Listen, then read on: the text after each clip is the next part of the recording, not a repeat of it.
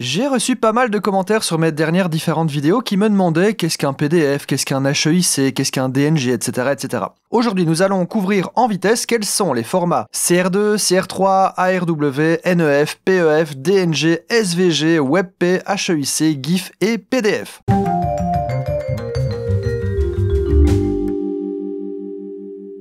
Commençons par les 5 premiers. Je les ai mis dans le même sac et vous allez comprendre pourquoi. Donc CR2, CR3, ARW, NEF, PEF, DNG, ce sont tout simplement des formats RAW.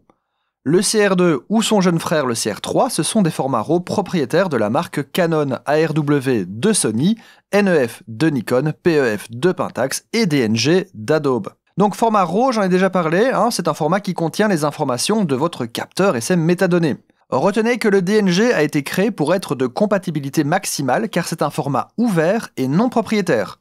Il a été conçu par Adobe, mais il est libre, comme Max. Le SVG ou Scalable Vector Graphics est un format d'image vectoriel, vector, qui utilise des fonctions mathématiques pour décrire une image, ce qui leur permet d'être redimensionné sans perte de qualité. Contrairement au format matriciel comme le JPEG ou le PNG, les images SVG sont idéales pour les éléments graphiques qui doivent être affichés à différentes tailles comme les logos ou les icônes. Donc, plutôt que de faire un cercle de 40 pixels de diamètre qui ne pourra pas être agrandi sans écrêtage, on va plutôt coder la formule mathématique d'un cercle, ce qui permettra de zoomer dedans à l'infini sans apercevoir 2 pixels. C'est donc un fichier pour infographiste, moins de photographes ou de vidéastes évidemment. Le format HEIC est un format d'image développé par Apple pour réduire la taille des fichiers photos sans trop sacrifier la qualité. Il est utilisé par défaut sur les appareils iOS depuis iOS 11. C'est un peu bizarre d'ailleurs de dire iOS 11, je devrais plutôt dire iOS 11 ou iOS 11. Soit. Grâce à une compression plus efficace que le JPEG, le format HEIC permet de stocker davantage de photos sur vos appareils mobiles.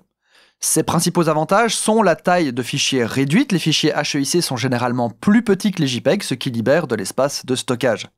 La qualité, donc malgré une taille aussi de fichiers réduite, la qualité visuelle est souvent comparable ou supérieure au JPEG. Et enfin, le HEIC supporte des fonctionnalités comme les images HDR et les modes portrait. L'inconvénient principal étant que le format HEIC n'est pas aussi largement compatible que le JPEG, notamment sur les ordinateurs Windows et les appareils Android forcément, la bonne vieille guéguerre, tout ça. Il est donc souvent nécessaire de convertir les fichiers HEIC en JPEG pour les partager. Même concept avec le WebP. Donc le format WebP est conçu pour être plus léger que les formats traditionnels comme le JPEG. Grâce à une technologie de compression plus efficace, les images WebP prennent moins de place tout en conservant une qualité visuelle élevée.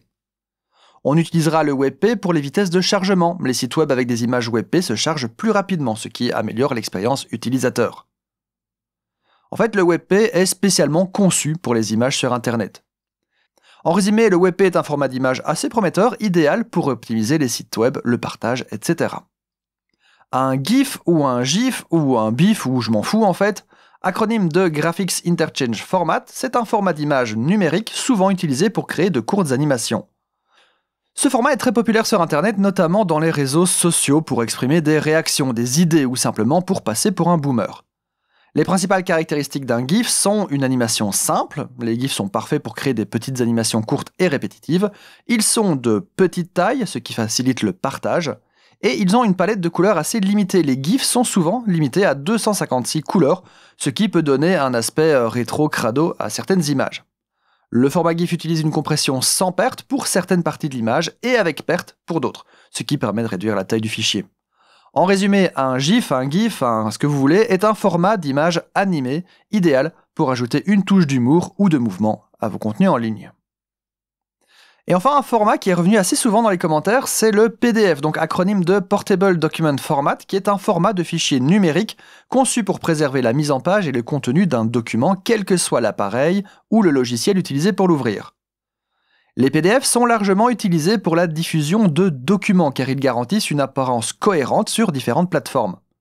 Par exemple, ils conservent les polices d'écriture, votre mise en page, etc., contrairement à un fichier de traitement de texte comme Word ou Page, qui ne le fait pas. Les principales caractéristiques d'un PDF sont son universalité. Un fichier PDF peut être ouvert sur presque tous les systèmes d'exploitation et avec une grande variété de logiciels. Sa fiabilité parce que le format PDF préserve la mise en page, les polices comme je l'ai dit, les images et les autres éléments du document.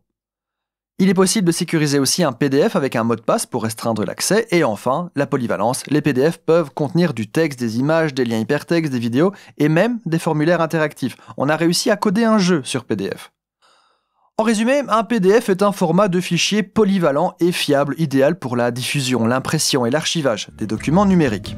Alors pour résumer, tout d'abord n'hésitez pas à laisser un commentaire pour toutes vos questions et je me ferai un plaisir d'y répondre et sans doute en vidéo, donc abonnez-vous. HEIC et WebP sont optimisés pour la compression et pour le web. CR2, CR3, PEF, NEF, ARW, DNG sont des formats RAW. Les GIFs sont idéaux pour les animations simples et les images avec peu de couleurs. Le SVG est parfait pour les graphiques vectoriels et les illustrations. Et enfin, le PDF est utilisé pour la diffusion et l'impression de documents.